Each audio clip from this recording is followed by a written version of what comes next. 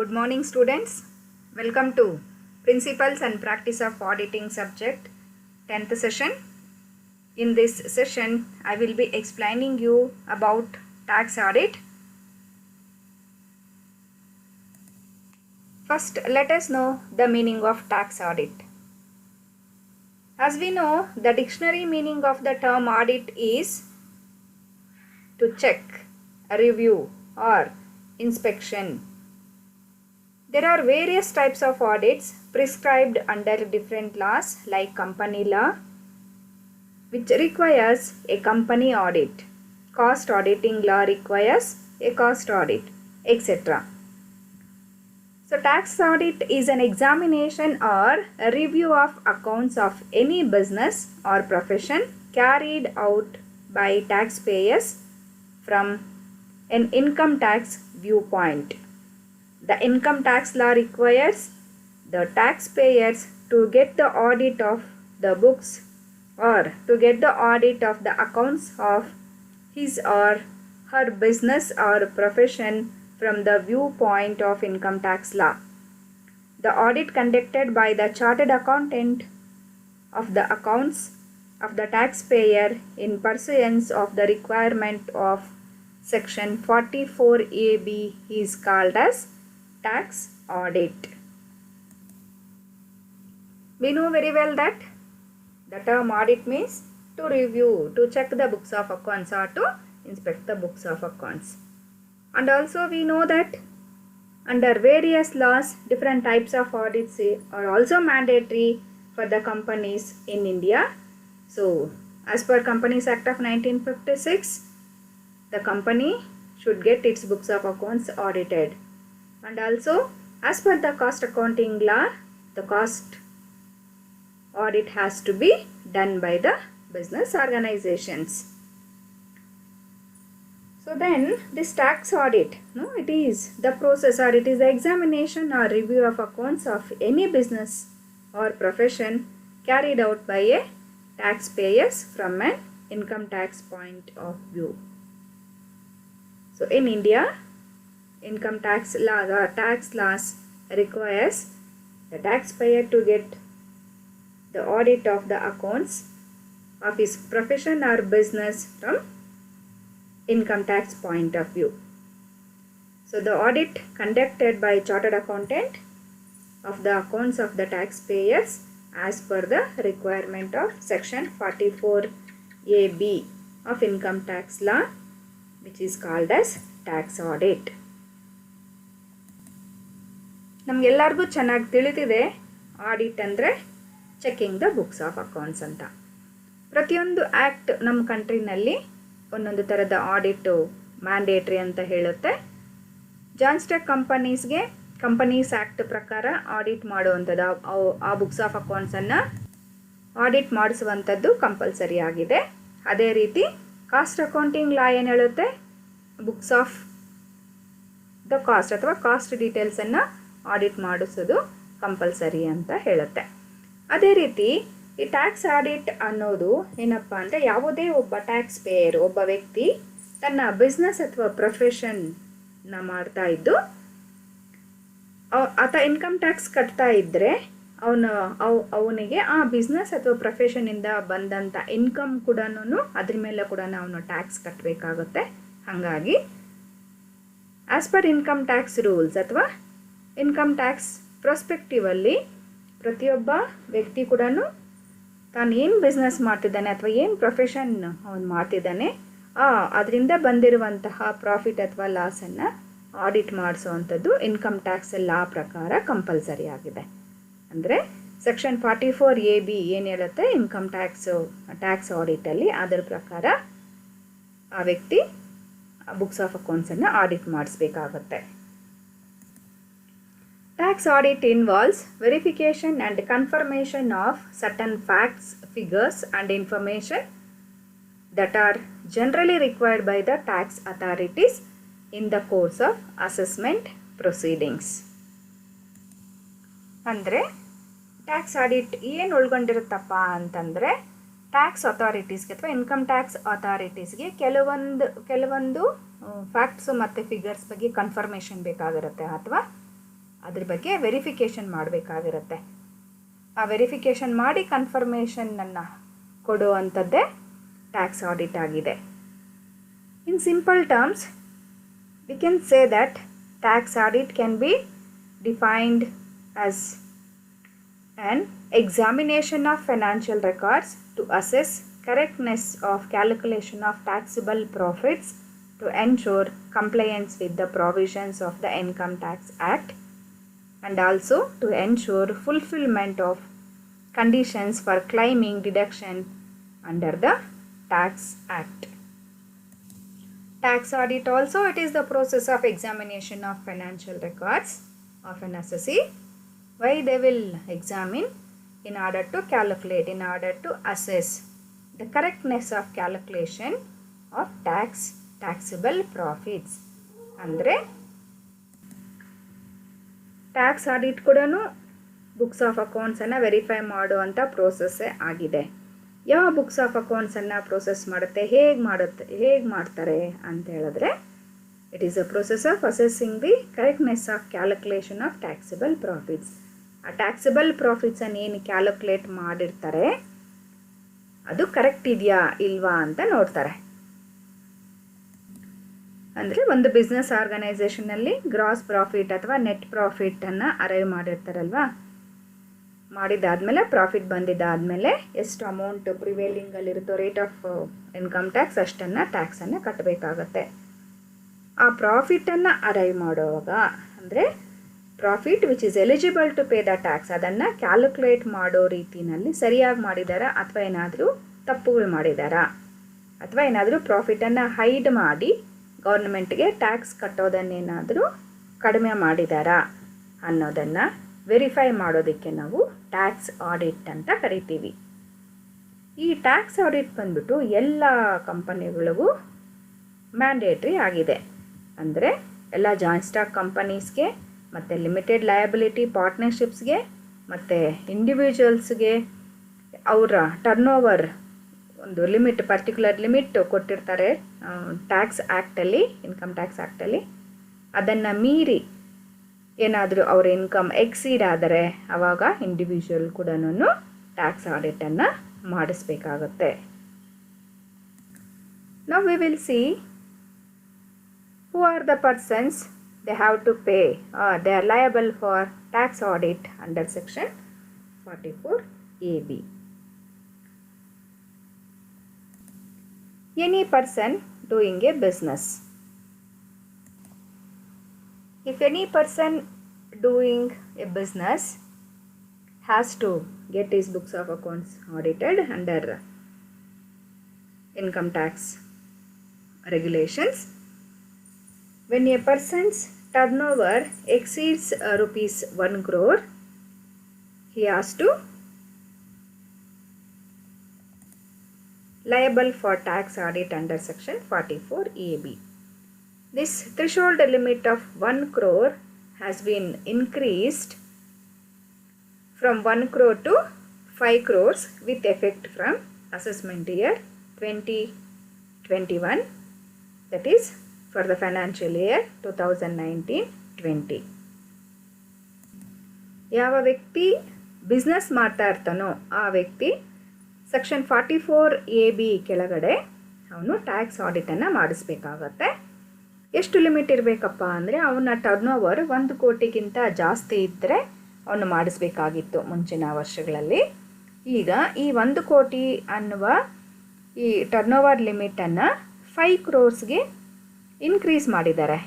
ಯಾವಾಗಿಂದ ಇನ್ಕ್ರೀಸ್ ಮಾಡಿದ್ದಾರಪ್ಪ ಅಂತಂದರೆ assessment year 2020-21ನಿಂದ ಈ 1 ಕ್ರೋರ್ ಇದ್ದದ್ದಂಥದ್ದು 5 ಕ್ರೋರ್ಸ್ ಆಗಿದೆ.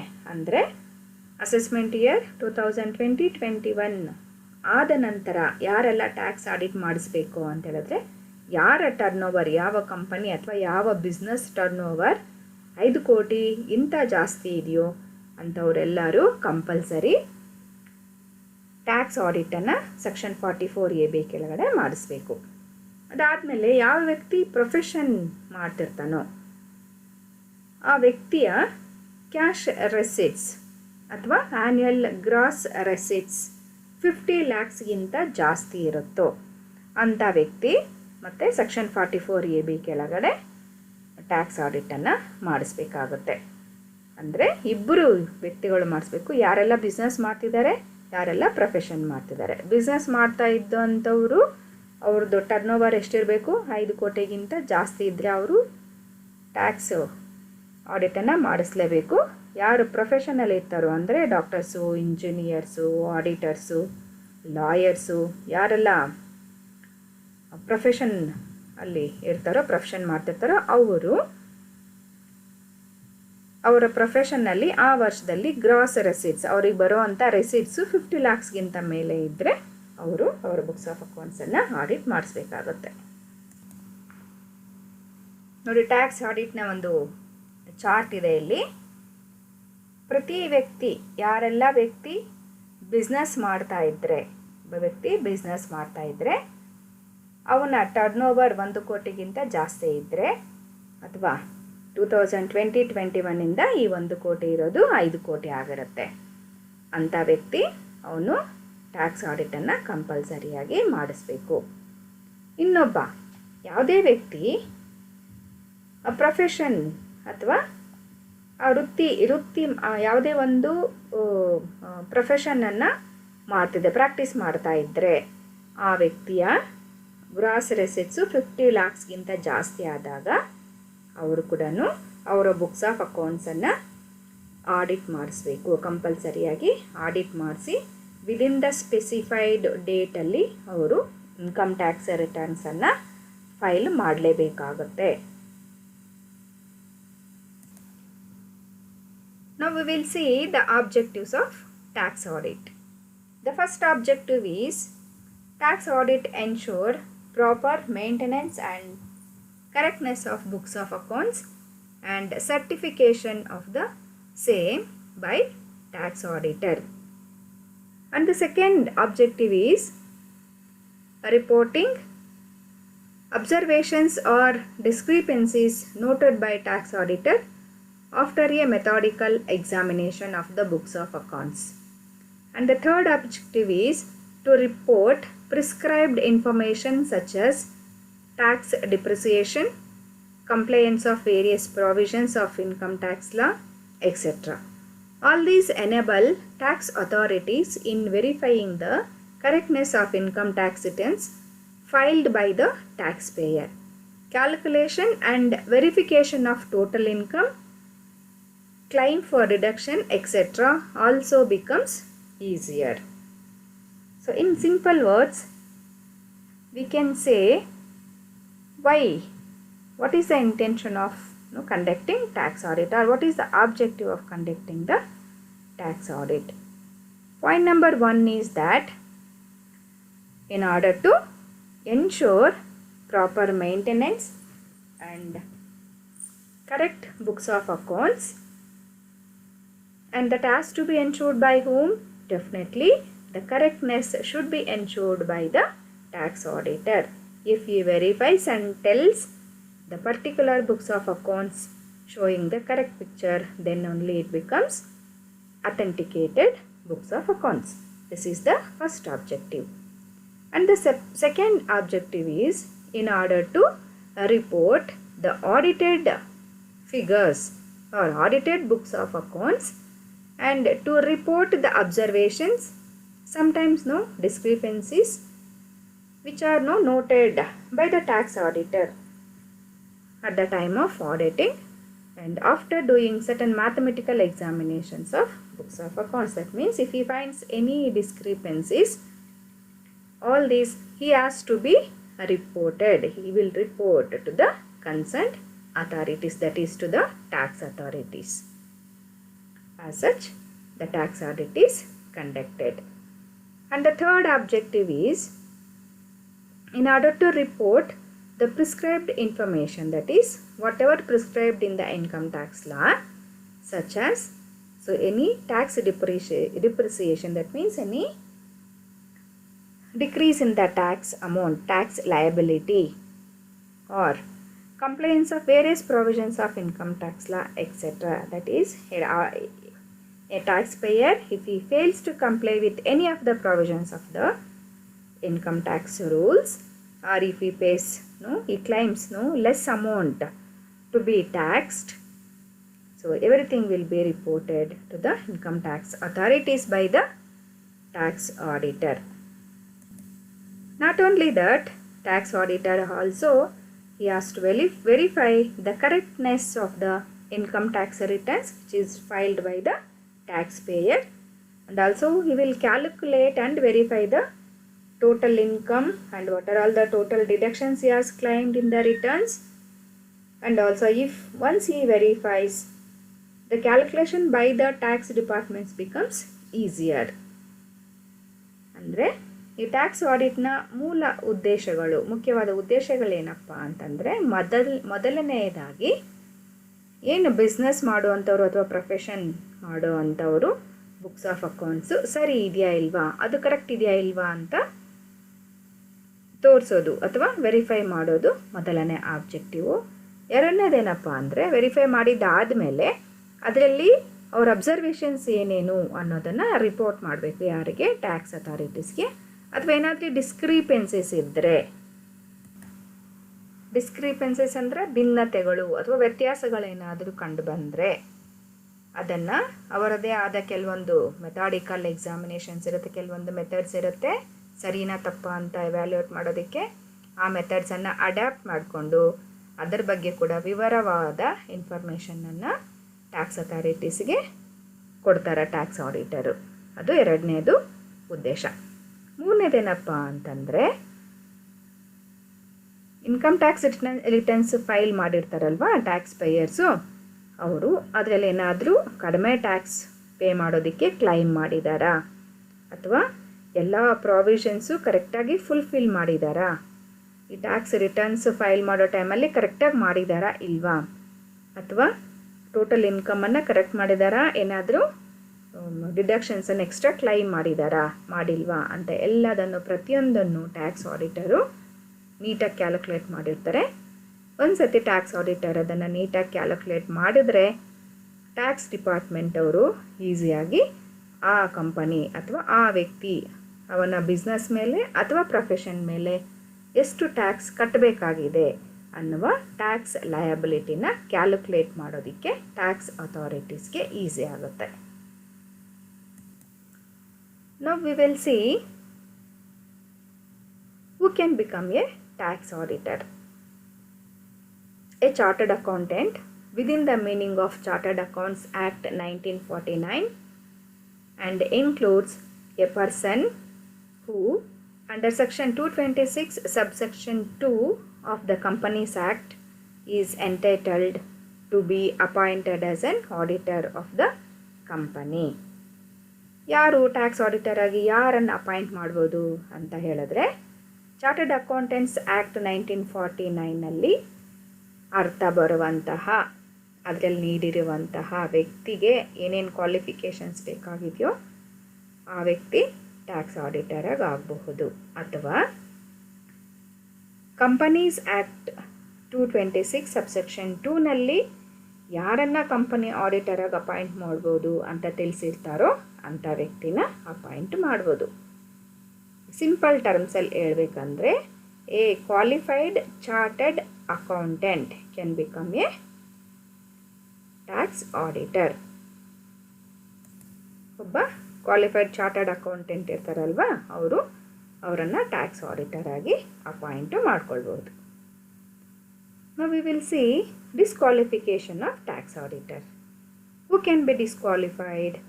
The first person is an employee of the assessee of a concern under the same management, and the second person is a chartered accountant who has prepared the books of accounts of the assessee. That means any employee of the particular business organization or an employee of that particular business organization cannot become a tax auditor to verify the books of accounts under income tax law. And the second person who cannot become the auditor is any chartered accountant who has prepared a books of accounts of the assessee. Sometimes company people, they will take the books or they will give their books of accounts to chartered accountant in order to prepare As such, any chartered accountant who prepares the books of accounts, he cannot become a auditor for the same books of accounts because he only has prepared. He cannot audit the same books of accounts. As such, two people cannot become tax auditor. One is employee of that particular company cannot become the tax auditor. Second person is any chartered accountant who has prepared the books of accounts of the assessee. Again, he cannot audit that books of accounts. Now we will move on to sealing on tax audits. Under section 44AB of the Income Tax Act, the specified number of tax audit assignments that a chartered accountant in the practice can undertake during a financial year will not exceed 30. That means under Income Tax Act 44AB, which says that an auditor can undertake in one financial year total number of tax audits is only 30. It should not exceed 30. ಅಂದರೆ income tax act 44AB ನಲ್ಲಿ ಏನು ಹೇಳುತ್ತಪ್ಪ ಅಂತಂದರೆ ಒಂದು financial ಇಯರಲ್ಲಿ ಒಬ್ಬ auditor ಎಷ್ಟು ಆಡಿಟ್ಸನ್ನು ಮಾಡಬಹುದು ಅಂತ ಹೇಳಿದ್ರೆ 30ಕ್ಕಿಂತ ಜಾಸ್ತಿ ಮಾಡಬಾರ್ದು ಅಂತ ಹೇಳ್ತಾರೆ. It should not exceed, it will not exceed 30 audits in one financial year. And further it says that point number 1, in case of chartered accounts firms, the tax audit is 30 per individual partner of the firm. Now sometimes two or more chartered accountants join together, they will have one firm, chartered accounts firm.